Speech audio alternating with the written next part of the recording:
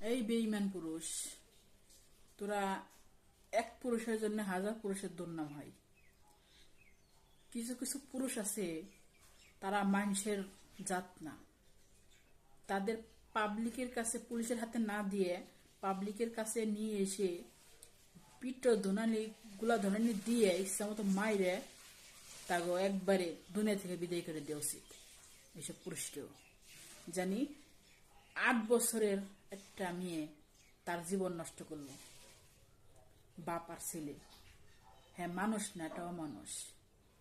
তারে পৃথিবীতে বাঁচা রাখায় ভুল হবে, তারে দুনিয়ায় গনে ফেলানোই ভালো হবে। কেন?